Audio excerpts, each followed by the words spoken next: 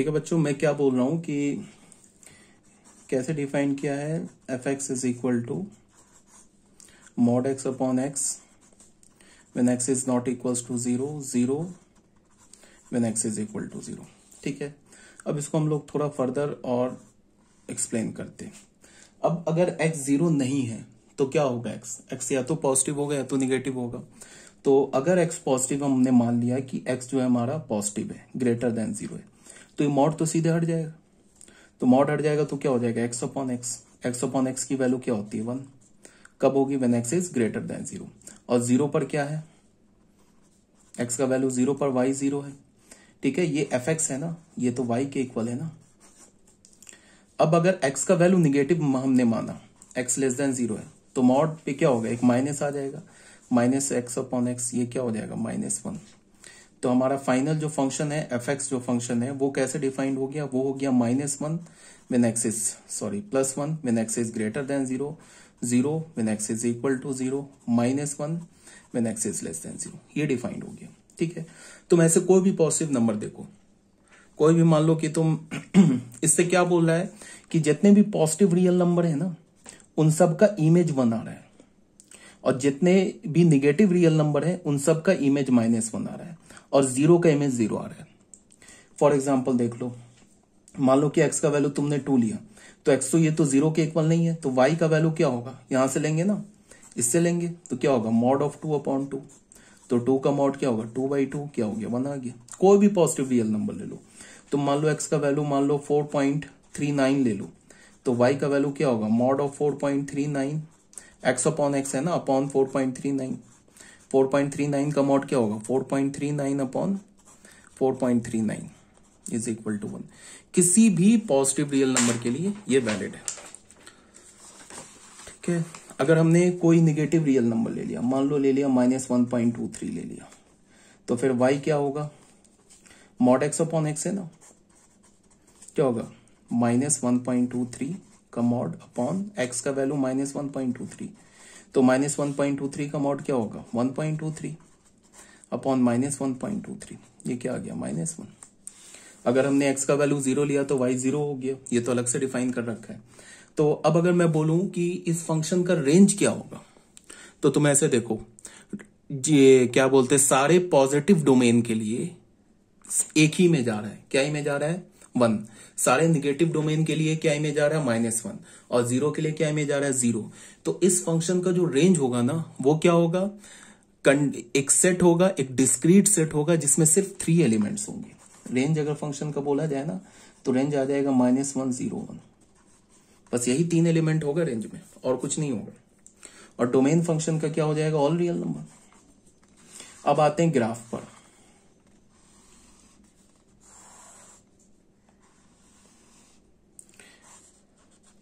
ये x axis हो गया, ये हमारा वाई एक्सिस हो गया, ये हो गया 0। तो 0 पर फंक्शन का वैल्यू क्या 0, तो ये पॉइंट आ गया। इसका मतलब क्या 0,0 सेटिस्फाई कर रहा है, ये पॉइंट है ना ग्राफ पर, तो 0,0 सेटिस्फाई कर रहा है। ग्रेटर देन 0 के लिए क्या, पॉजिटिव एक्स के लिए क्या 1, ऐसे मैंने ड्रॉ कर दिया, इसको 1 बोल दिया, इसको -1 बोल दिया। अब अगर मैं किसी 11th क्लास के बच्चों से पूछूं कि ग्राफ सही बनाया है, तो बच्चे बोलेंगे क्या, ये जैसे y इज इक्वल टू 1, ये देखो ना, ये आ रहा है ना, y इज इक्वल टू 1 आ रहा है ना x पॉजिटिव के लिए, और y इज इक्वल टू -1 आ रहा है ना x नेगेटिव के लिए।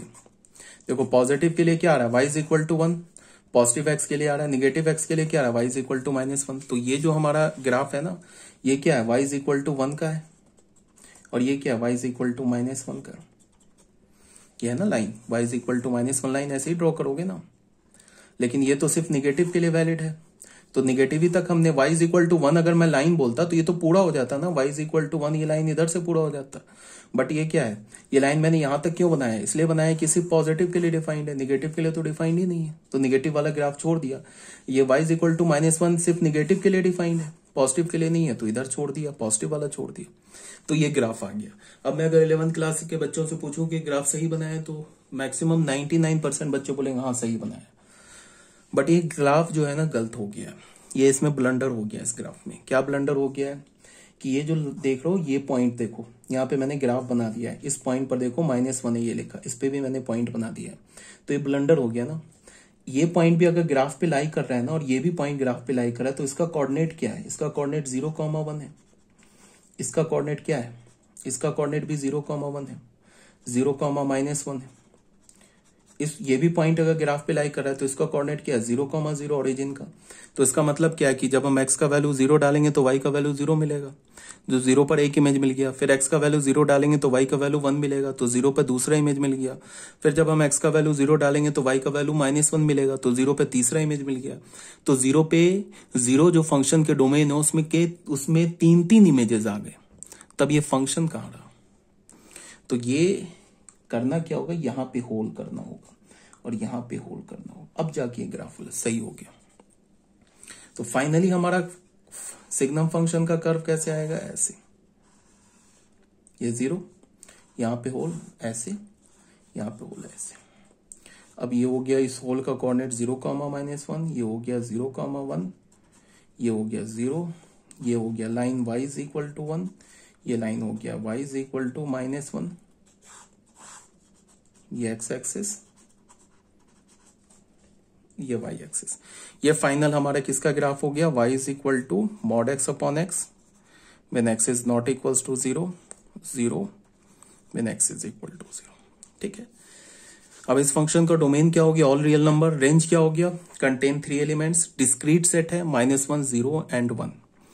ठीक है, अब तुम ऐसे देखो कि अब अगर मैं कोई भी यहाँ पे ये पॉइंट उठा लू, ये पॉइंट उठा लू, ये पॉइंट उठा लू, मान लो ये पॉइंट हमारा 0.9 है, तो 0.9 से मैंने एक लाइन ड्रॉ किया, तो इस पॉइंट का कोऑर्डिनेट क्या हो जाएगा? इस पॉइंट का कोऑर्डिनेट मैं लिख रहा हूं, इस पॉइंट का कोऑर्डिनेट हो जाएगा ना 0.9,1, बिकॉज हमें पता है ना ये हॉरिजॉन्टल लाइन है, हॉरिजॉन्टल लाइन पर जो y कोऑर्डिनेट है वो फिक्स होता है और x कोऑर्डिनेट वेरी करता है, और वर्टिकल लाइन पे क्या होता है? x कोऑर्डिनेट फिक्स होता है, y कोऑर्डिनेट वेरी करता है। तो यहाँ पे ये अगर 0.9 है तो इसका क्या मतलब हुआ कि जब मैं x में 0.9 डालूंगा ना तो y का वैल्यू 1 आ जाएगा, जो कि ट्रू है, बिकॉज मैंने क्या बोला कि सारे पॉजिटिव रियल नंबर के लिए इमेज क्या आ रहा है? 1 आ रहा है। यहाँ पे मान लो कोई भी तुम रियल नंबर उठाओ, उसके क्रॉसपॉन्डिंग इस पॉइंट पे जाओ, तो इस पॉइंट ये अगर अल्फा है तो इस पॉइंट का कोऑर्डिनेट क्या होगा? α,1। तो इसका मतलब क्या है? अल्फा का इमेज 1 आ रहा है, जो कि ट्रू है। सारे पॉजिटिव रियल नंबर के लिए एक ही इमेज आ रहा है ना, 1। ठीक है, 0 पर इमेज क्या आ रहा है? 0। यहाँ पे मान लो मैंने एक पॉइंट उठा लिया, -1.3 उठा लिया, तो इसके क्रॉसपॉन्डिंग इस पॉइंट का कोऑर्डिनेट क्या होगा? -1.3, -1। तो ये भी ट्रू है। सारे निगेटिव रियल नंबर के लिए क्या होगा उसका इमेज?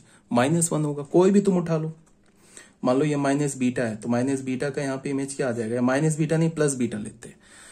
ठीक है, तो +β लेने का मतलब क्या हो गया कि ये नहीं कि बीटा पॉजिटिव नंबर है, बीटा को हमने ओरिजिन से लेफ्ट साइड रखा है, तो बीटा खुद में निगेटिव है। ये नहीं कि मैंने ऑलरेडी बता रखा है ना कि x लिख के अगर मैं तुमसे पूछूं कि x पॉजिटिव है निगेटिव है, तो हम ऐसा नहीं बोल बैठेंगे कि x पॉजिटिव है x निगेटिव है, गलत हो जाएगा। x का पॉजिटिव निगेटिव होना इस बात पे डिपेंड करेगा कि x का वैल्यू क्या है। अगर मैंने x का पोजीशन फिक्स कर दिया तो पोजीशन देख के बता सकते हो पॉजिटिव है निगेटिव है। जैसे हमने बीटा का पोजीशन फिक्स कर दिया ना, ओरिजिन से लेफ्ट है, अब बीटा खुद में निगेटिव है। अगर मैंने यहाँ पे अगर -β में लिखूं ना, तो फिर ये बीटा को क्या होना होगा? पॉजिटिव होना होगा, तभी तो पॉजिटिव इंटू -1 मिलके निगेटिव होगा, क्योंकि ये निगेटिव एक्स एक्सिस पर है ना। तो अगर मैंने +β लिखा तो इस पॉइंट का कोऑर्डिनेट क्या होगा? बीटा -1। तो ये तो ट्रू है ना, कोई भी तुम पॉइंट उठाओ, यहाँ पे कोई भी रियल नंबर उठाओ, सबका इमेज क्या मिलेगा? यहीं पे मिलेगा। इस ग्राफ का y कोऑर्डिनेट तो -1 है। ठीक है, तो ये फंक्शन का सिग्नम फंक्शन हो गया हमारा। इसके बाद बच्चों आ जाओ मोस्ट इंपॉर्टेंट फंक्शन, जिसे हम क्या बोलते हैं? Exponential function. एक्सपोनेंशियल फंक्शन क्या होता है? इसको तुम ऐसे देखो, यहाँ पे ध्यान से देखो बच्चों, if a is any positive real number, हमारे पास अगर a स्मॉल a, ध्यान से देखो ये बहुत इंपॉर्टेंट फंक्शन है। एक्सपोनेंशियल फंक्शन के बाद हम पढ़ेंगे logarithmic function. If small a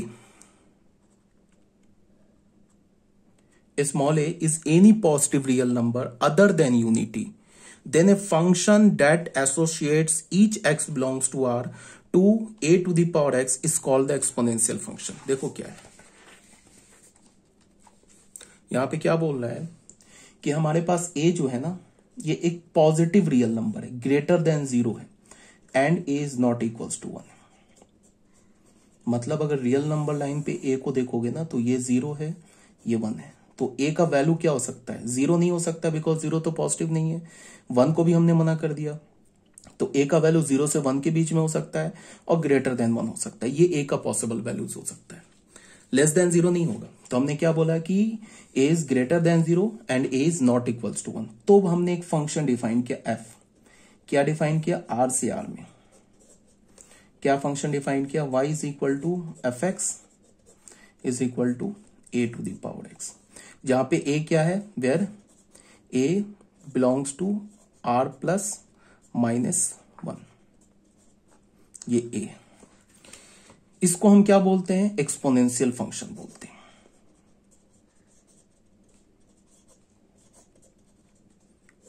ठीक है, अब ये x क्या हो सकता है? कोई भी रियल नंबर हो सकता है। a तो हमारा फिक्स होगा ना, a तो फिक्स होगा। a तो हमने बोला, मान लो a का वैल्यू हमने 2 ले लिया, चल जाएगा। -1/2 लेंगे या -2 लेंगे, नहीं चलेगा, बिकॉज -2 तो निगेटिव हो गया ना। तो a तो हमेशा फिक्स होगा। वैरी क्या करेगा? x करेगा। a नहीं वैरी कर रहा है, a फिक्स होगा। एग्जाम्पल एक्सपोनेंशियल फंक्शन का ऐसे ले लो, 2 टू द पावर x हो गया, या f x is equal to 1/9 to the power x हो गया, या f x is equal to 0.1 पे पावर x हो गया। ये सब एक्सपोनेंशियल फंक्शन का। तो यहाँ पे x हमारा क्या होगा? x कोई भी रियल नंबर हो सकता है, जो डोमेन है, जो इनपुट है। और ये पूरा क्या होगा? ये y के इक्वल होगा। एफ एक्स है ना, ये y के इक्वल होगा, ये पूरा y के इक्वल होगा। मान लो कि हमने एफ एक्स ले लिया, 2 टू द पावर x लिया, इसमें हमने x का वैल्यू 2 डाला, तो f ऑफ 2, ये f ऑफ 2 हमारा y है, ये क्या होगा? 2 to the power 2 is equal to 4। तो हम क्या बोलेंगे कि जब हमने x का वैल्यू 2 डाला तो हमें y का वैल्यू क्या मिला? 4।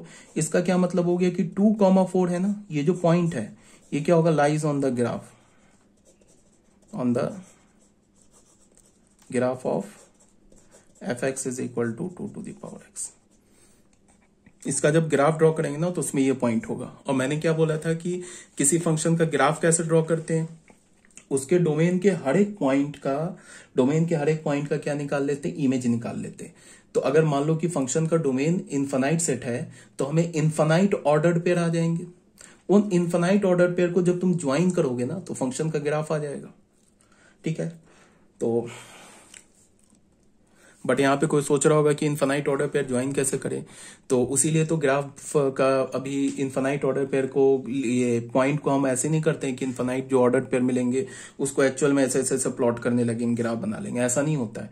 ग्राफ का नेचर से देख के हम बता देते हैं कि ग्राफ ऊपर जा रहा है, नीचे जा रहा है, स्ट्रेट होगा, कर्व मारेगा, टर्न लेगा, कैसे क्या होगा वो हम 12th क्लास में पढ़ेंगे। जब हम लोग उसमें कंटिन्यूटी, डिफरेंशिएबिलिटी वगैरह पढ़ लेंगे ना तो उसके बाद क्लियर होगा। तो अभी हमें उतने डिटेल में नहीं जानना है, बस तुम्हें अभी याद रखना है कि ग्राफ हम लोग बनाते कैसे हैं।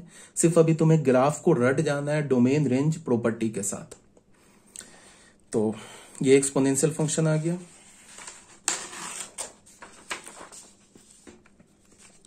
अब यहां पे क्या है?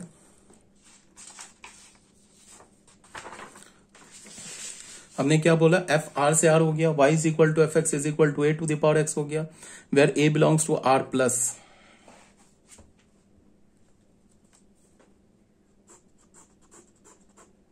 आर प्लस, यहाँ पे बच्चों करेक्ट कर लेना यार, आर प्लस में 1 भी तो आ गया यार, करेक्ट कर लेना पीडीएफ में, गलत मत लिख के बैठ जाना, पीडीएफ में 1 भी आ जाएगा ना।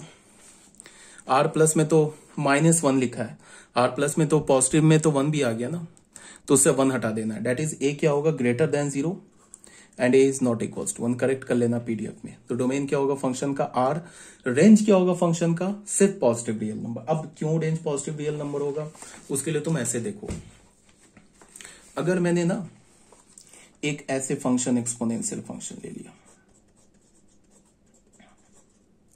अब मैं यहां पे दुनिया का कोई भी एक्स डालूं, ये y निगेटिव नहीं हो सकता, y 0 भी नहीं हो सकता है, चाहे कोई भी रियल नंबर डालूं। अगर हमने x का वैल्यू 0 डाला देन y क्या हो जाएगा? 1 हो जाएगा, 2 टू द पावर 0 इज 1। अगर हमने x का वैल्यू -1 डाला देन y क्या हो जाएगा? 1/2 हो जाएगा। अगर हमने x का वैल्यू -1/2 डाला देन y क्या हो जाएगा 2 टू द पावर माइनस 1/2 क्या हो जाएगा 1/2 टू द पावर 1/2 ये क्या हो जाएगा 1/√2।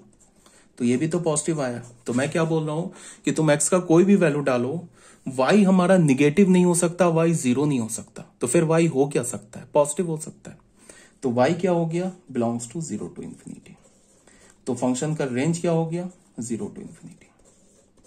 एक तो तुम्हें ये याद रखना है डोमेन फंक्शन का क्या हो गया, डोमेन फंक्शन का हो गया ऑल रियल नंबर। x तो हम कुछ भी डाल सकते हैं ना, तो फंक्शन का डोमेन हो गया ऑल रियल नंबर, रेंज क्या हो गया positive real number 0 to infinity. ठीक है, ये आगे बात समझ में। अब हमें करना क्या है कि अब हम लोग ना दो केसेस ले लेते हैं। दो केसेस लेने का क्या मतलब है, तुम इसको ऐसे देखो, यहां पे केस 1 लेते हैं, बात को बिल्कुल ध्यान से देखो। केस 1 हमने क्या बोला कि व्हेन, अभी हमने क्या बोला कि जो a होगा वो कहां से कहां तक लाई कर सकता है 0 से लेके इंफिनिटी तक, सिर्फ 1 को छोड़ के। तो a क्या होगा, एक तो 0 से 1 के बीच में हो सकता है और एक a क्या होगा ग्रेटर देन 1 हो सकता है। ठीक है, तो हमने दो केस बनाया। एक बार हमने a को ग्रेटर देन 1 बोल दिया। ठीक है, a को हमने क्या बोल दिया, जो बेस है ना उसको हमने ग्रेटर देन 1 बोल दिया। तो अब तुम ऐसे देखो, एक एग्जांपल लेके y is equal to F x is equal to हमने 2 टू द पावर x लिया, इसमें a है ना ग्रेटर देन 1। ठीक है, अब अगर तुम ऐसे सोचो, अगर मैंने ना x का वैल्यू, x अगर हमने 0 डाला, एक पर्टिकुलर एग्जांपल लेके बता रहा हूं, फिर इसको हम जनरलाइज कर देंगे। अगर हमने x का वैल्यू 0 डाला तो यहां से y का वैल्यू क्या मिल गया 1, तो यहां से मैं क्या पता चल गया 0,1 ग्राफ पर होगा। अब अगर मैं x का वैल्यू ना, अब अगर मैं x का वैल्यू ग्रेटर देन 0 डालता हूं, देन y जो कि 2 टू द पावर x के इक्वल है, ये ग्रेटर देन 1 आएगा, 1 से बड़ा आएगा। कोई भी डाल के देख लो, कोई भी वैल्यू, अगर तुमने x का वैल्यू 0.1 भी डाला ना तो 2 टू द पावर 0.1 1 से ग्रेटर नंबर है। अगर तुमने x का वैल्यू 0.4 भी डाला ना या 0.5 डाला, तो अगर मान लो कि तुमने x का वैल्यू 0.5 डाला, देन y क्या हो जाएगा 2 टू द पावर 0.5, ये क्या हो जाएगा 2 टू द पावर 5/10 1/2, तो क्या हो जाएगा √2। तो √2 का वैल्यू अप्रॉक्स किसके इक्वल होता है 1.414 के, 1 से ग्रेटर नंबर है कि नहीं। तो मैं क्या बोल रहा हूं कि अगर तुमने x का वैल्यू ग्रेटर देन 0 डाला ना तो y क्या मिलेगा 1 से बड़ा मिलेगा, और अगर तुमने x का वैल्यू लेस देन 0 डाला तो y का वैल्यू क्या मिलेगा 1 से छोटा मिलेगा। अगर हमने x का वैल्यू लेस देन 0 डाला ना, देन y क्या होगा, y जो कि किसके इक्वल है 2 टू द पावर x के इक्वल है, ये लेस देन 1 मिलेगा। एग्जांपल देख लो, x का वैल्यू -1 डालो, देन y क्या हो जाएगा 2 टू द पावर -1, ये क्या हो जाएगा 1/2, ये जो कि 1 से छोटा है। बट 1 से छोटा हो क्या ऐसा मत समझना कि y निगेटिव में चला जाएगा, y कभी 0 नहीं होगा, y कभी 0 नहीं हो सकता। ठीक है, और y कभी निगेटिव नहीं हो सकता, y का वैल्यू 1 से छोटा होगा, 0 नहीं होगा, निगेटिव नहीं होगा। तो फिर y होगा क्या 0 से 1 के बीच में होगा। चाहे तुम कितना भी छोटा निगेटिव नंबर x का डालो, x का वैल्यू -10,000 करोड़ डाल दो, तब भी y 0 नहीं होगा, निगेटिव नहीं होगा। तो y होगा क्या 0 के और क्लोज और क्लोज और क्लोज, पास पास पास आता जाएगा। ठीक है, अब 0 के कितना पास आएगा, तो नंबर के किसी नंबर के पास आने का कोई लिमिट नहीं है, वो इनफाइनाइट टाइम तक पास आ सकता है।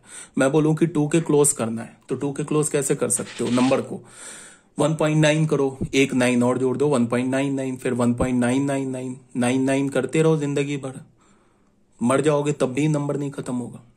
तो 2 के पास तो हम क्लोज ला सकते हैं ना, लेफ्ट हैंड साइड से 1.99 करते हुए।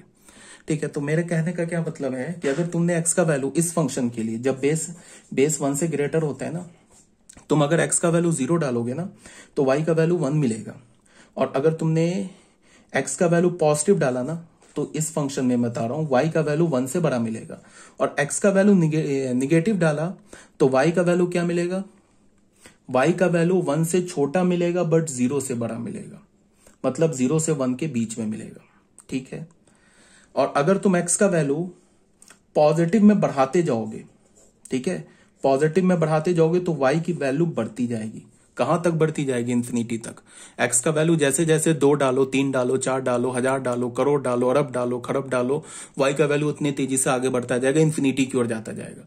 और x का वैल्यू तुम कम करते जाओगे ना, -4, -10 करोड़, -20,000 करोड़ ऐसे डालोगे तो जो x का वैल्यू, y नहीं x का वैल्यू, तो y क्या होता जाएगा? 0 के क्लोज आता जाएगा। 0 से 1 के बीच में ही होगा, बट वो क्या होगा? 0 के क्लोज आता जाएगा। कभी भी 0 नहीं होगा y, कभी भी निगेटिव नहीं होगा, बट 0 के क्लोज क्लोज क्लोज आता जाएगा। ठीक है, तो इन सारी बातों को ध्यान में रखते हुए हम फंक्शन का कर्व ड्रॉ करेंगे। तो फंक्शन हम कैसे बोल सकते हैं? y is equal to a to the power x क्या होगा? ये होगा क्या? ग्रेटर देन 1 होगा। कब होगा? a to the power x greater than 1 होगा। कब होगा? व्हेन x ग्रेटर देन 0 होगा। और क्या होगा? 1 होगा। कब होगा? जब x हमारा 0 होगा। और लेस देन 1 कब होगा? y, जब x हमारा लेस देन 0 होगा। तो इसको ध्यान में रखते हुए फंक्शन का जो कर्व होगा वो कुछ ऐसा हो जाएगा। देखो, डोमेन तो फंक्शन का क्या है? All real number. ये तो ओरिजिन हो गया, ये 1 है। अब अगर तुम देखो x को तुम निगेटिव लोगे, डोमेन कहां रखते हैं? x एक्सिस पर। और कोडोमेन कहां रखते हैं? y एक्सिस पर। ये पॉइंट हमारा 1 है। 0, इस पॉइंट का जो कोऑर्डिनेट है वो हमारा है 0,1। तो 0 पर फंक्शन का वैल्यू क्या आ रहा है? 0। अगर हम x की वैल्यू बढ़ाते जाएंगे ना पॉजिटिव में, तो फंक्शन का वैल्यू ऐसे बढ़ता जाएगा।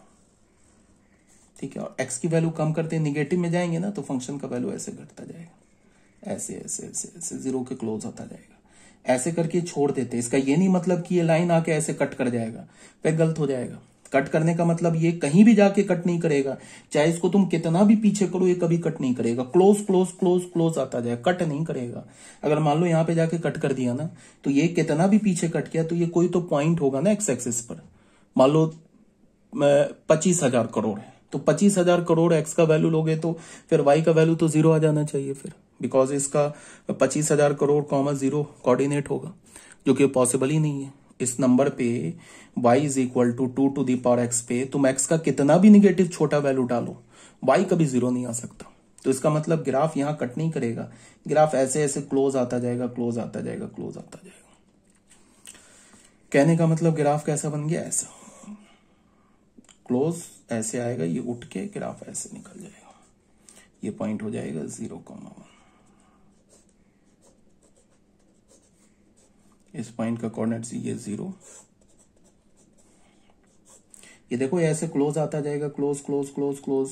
अब ज्यादा बनाएंगे तो कट कर जाएगा, बट ये कभी भी इक्वल कट नहीं करेगा, ना टच करेगा, ना क्रॉस करेगा इस लाइन को, एक्स एक्सिस को। अब जैसे इसको तुम ऐसे देखो,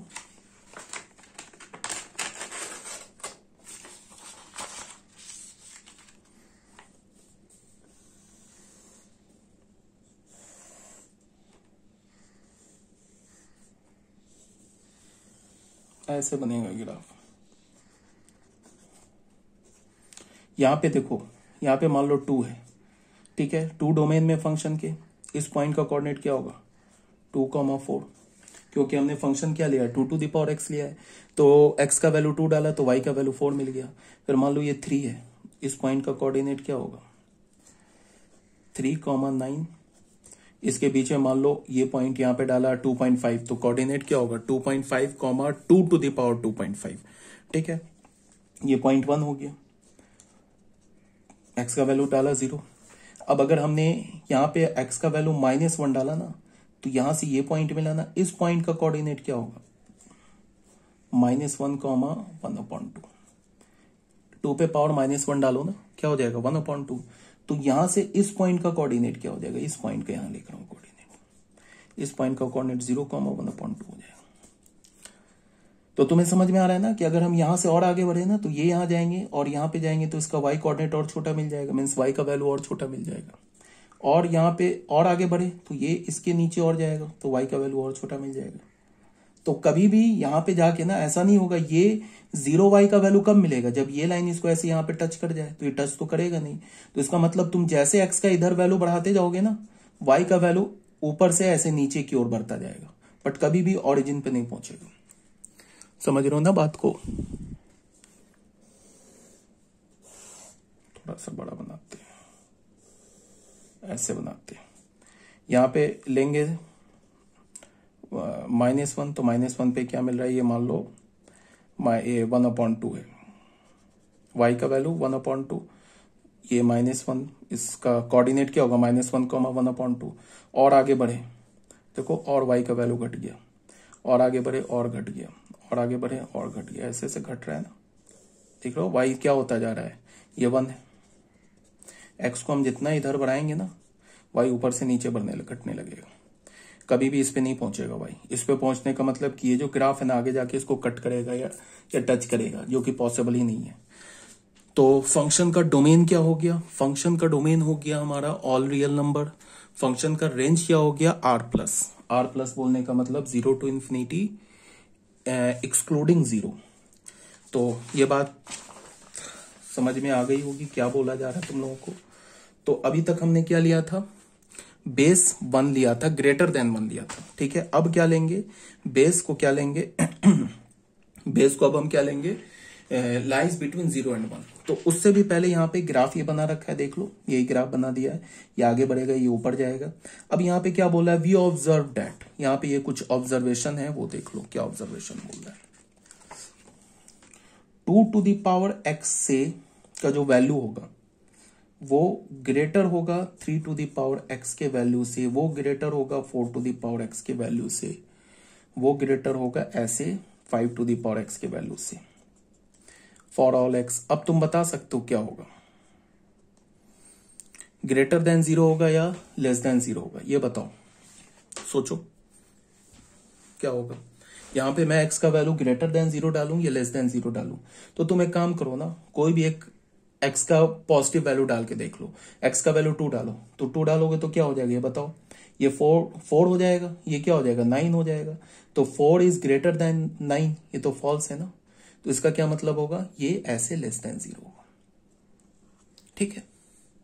अगर तुम देखो x का वैल्यू निगेटिव डालोगे ना, x का वैल्यू तुम -1 डालो, तो माइनस यहां इसको 2 को देखो सिर्फ, तुम यहां से x का वैल्यू -1 डालो तो क्या होगा, 1/2 इज ग्रेटर देन 1/3। तो ये तो करेक्ट है ना, किसी भी चीज का दूसरा हिस्सा उसके तीसरे हिस्से से तो बड़ा होता है ना। एक रोटी का जो दूसरा हिस्सा होगा, वो एक रोटी को 3 हिस्सा करके लोगे तो 1/3 तो छोटा होगा ना 1/2 से, तो करेक्ट आ रहा है। तो ये वाला चीज कब ट्रू है, जब x का वैल्यू क्या हो, लेस देन 0। और 2 to the power x, ये 3 to the power x, ये 4 to the power x, ये सब बराबर कब हो जाएगा, at x is equal to 0, 0 पे सब 1 के इक्वल हो जाएगा। 2 to the power x से बड़ा होगा 3 to the power x, इससे बड़ा होगा 4 to the power x, इससे बड़ा होगा 5 to the power x। ये कब होगा, for all x greater than 0। कोई भी नंबर उठा के देख लो, x का वैल्यू 2 ले लो, तो यहाँ पे क्या होगा, 4 इज लेस देन 9, करेक्ट। अब यहाँ देखो 9 इज लेस देन 16, करेक्ट। तो ये एक चीज बताया गया। ये क्यों बता रहा हूं, बस एक ग्राफ में मैं क्या कर रहा हूं, ऐसे देखो,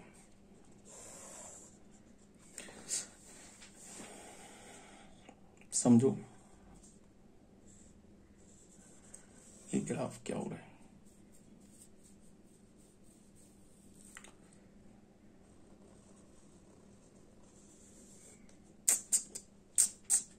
कट हो गया यार, नहीं है कट, ये बच्चों तुम समझ रहे हो ना, ये लाइन नहीं है यार, ये गलती से कट हो गया।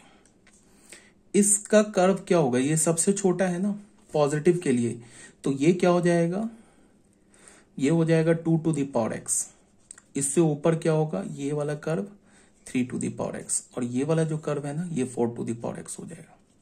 सबसे ऊपर कर्व क्या होगा, बिकॉज हमें पता है ना कि पॉजिटिव के लिए 4 to the power x 3 to the power x से बड़ा है और 2 to the power x से बड़ा है। तो 4 to the power x जो होगा ना ग्रेटर देन 0 के लिए, पॉजिटिव के लिए 4 to the power x का कर्व जो होगा सबसे ऊपर होगा।